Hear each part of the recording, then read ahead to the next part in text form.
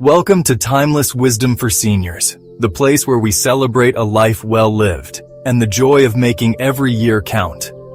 Have you ever said yes when every part of you wanted to say no? Have you ever smiled through exhaustion? Agreed to something out of guilt? Or kept someone close who left you feeling drained instead of loved? If you're nodding your head, you're not alone. As we grow older, many of us start to feel a quiet shift inside, a deep desire to stop giving so much of ourselves to things and people that no longer feel right. We begin to realize that peace, rest, and joy aren't luxuries. They're essentials.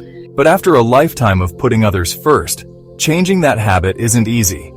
In this video, we're going to talk about 5 simple but powerful boundaries every older adult deserves to set. Not because you're angry or bitter, but because you've earned the right to live freely, without apology or guilt.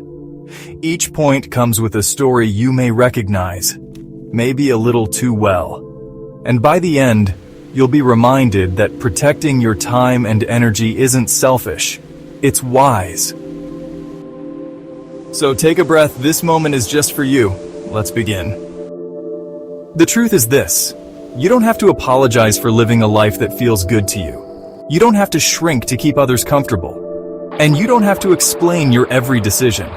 So next time you feel an apology rising in your throat, ask yourself, is this really mine to be sorry for? If not, stand tall in your truth. No apology needed. Because reclaiming your voice, without guilt, is one of the strongest things you can do in your later years. If you are finding these tips quite valuable, please leave a comment. And if you haven't subscribed yet, do subscribe and hit the notification bell so you don't miss any new videos. Number 3, stop expecting people to change just because you would. One of the hardest but most freeing lessons in life is this. You can't make someone change, no matter how kind you are, how much you care, or how many chances you give. It's natural to believe that if you treat people well, they'll treat you the same.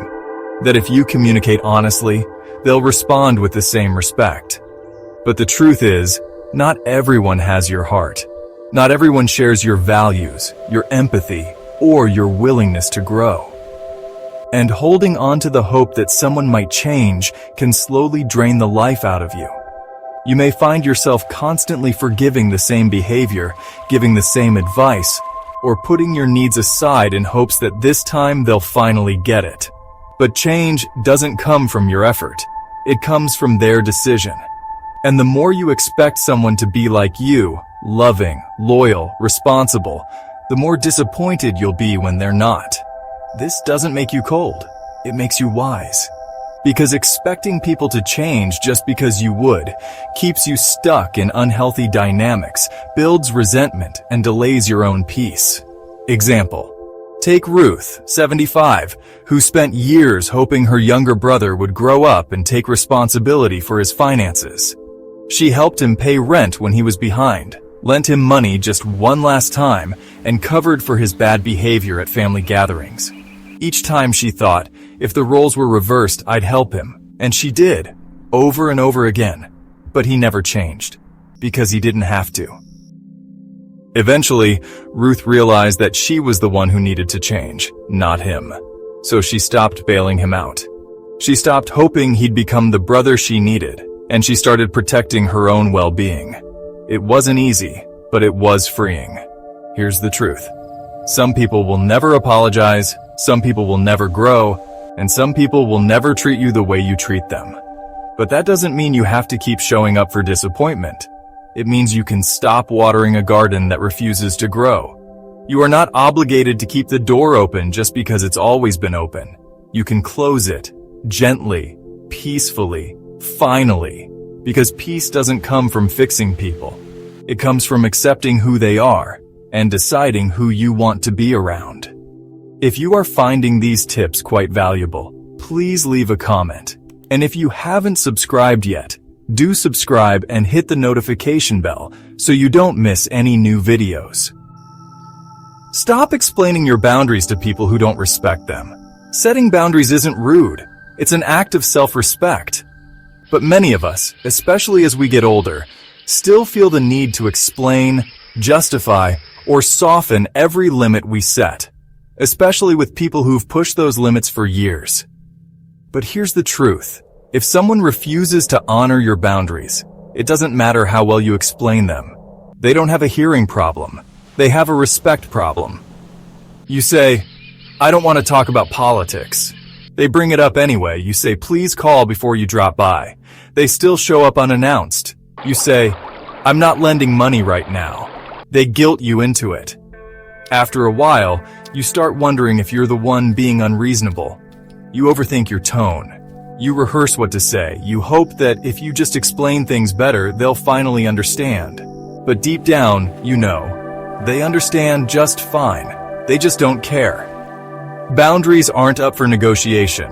You don't need a speech. You don't need approval. And you don't need to keep proving your limits are valid. Example. Let's look at Thomas, 72.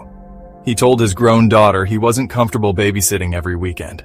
He loved his grandkids, but his body needed rest, and his weekends were his time to recharge. Her response? You never say no to your friends. Why are you being difficult with your own family? For months, Thomas tried to explain. He talked about his back pain, his doctor's advice, his need for rest, but every time she'd come back with guilt or blame. Eventually, Thomas stopped explaining. He simply said, "That doesn't work for me," and left it at that. And guess what? She didn't like it, but she stopped asking. And Thomas gained back his weekends, his energy, and his sense of self. Here's the lesson. People who truly care about you will adjust. People who don't will get angry when you stop adjusting for them. Either way, you don't have to keep defending your boundaries like they're up for debate. They're not. You've earned the right to protect your peace. No explanation required. If you are finding these tips quite valuable, please leave a comment, and if you haven't subscribed yet, do subscribe and hit the notification bell so you don't miss any new videos. Stop feeling guilty for choosing yourself. Guilt can be a heavy chain, especially for those of us who've spent a lifetime putting others first. We were taught to be selfless, to give without limits, to put everyone else's needs above our own. And while generosity is a beautiful trait, it becomes dangerous when it comes at the cost of your own well-being. Choosing yourself isn't selfish. It's survival. You can love your family and still need space. You can care about your friends and still say no.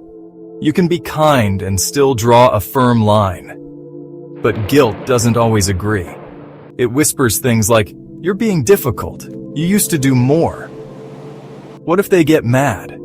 And suddenly, instead of resting, you're running. Instead of relaxing, you're rushing. You say yes even when your body says no. You show up even when your heart needs stillness. All because guilt convinced you that your needs come last. But here's the truth. Every time you choose yourself, you show others how to treat you. You remind them that you are not a resource to be drained. You're a human being who deserves care too. Example. Take Ellen, 74. For years, she lived 5 minutes from her daughter and helped raise her grandchildren. She was there every school morning, every doctor appointment, every snow day. One day, Ellen told her daughter she'd be taking a 2-week vacation with friends, something she hadn't done in over a decade. Her daughter was shocked. "Who's going to help with the kids while you're gone?" Ellen took a deep breath and said, "I don't know, but I do know this. I need this time. I've earned it." She went. She rested. And when she returned, she felt more like herself than she had in years. And guess what? Her daughter figured it out. As we journey through the later chapters of life, something becomes clearer than ever before.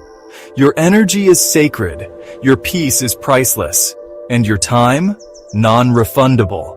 You've spent decades showing up for others, raising families, holding relationships together, working hard, staying strong. You've said yes when you were tired. You've kept quiet to avoid arguments. You've given more than you had, just to keep the world spinning for those around you. But now, Now it's your turn. It's time to stop. Saying yes when your heart says no, explaining decisions that don't need approval, tolerating those who drain, criticize, or manipulate, feeling guilty for putting yourself first. You don't owe anyone access to your peace. You don't have to earn rest. You don't need to justify your joy. From here on out, let kindness begin with yourself. Let your no be complete. Let your boundaries be firm. Let your days be filled with people and things that lift your spirit, not weigh it down. Because these years, they aren't for people-pleasing. They're for healing, for laughing, for quiet afternoons and real conversations, for doing what makes your soul feel light again. So walk forward, unapologetically, with your head held high and your heart protected. You've earned every bit of peace coming your way. If this video spoke to you, please leave a comment, share it with someone you love, and subscribe for more timeless wisdom for seniors. Thanks for watching.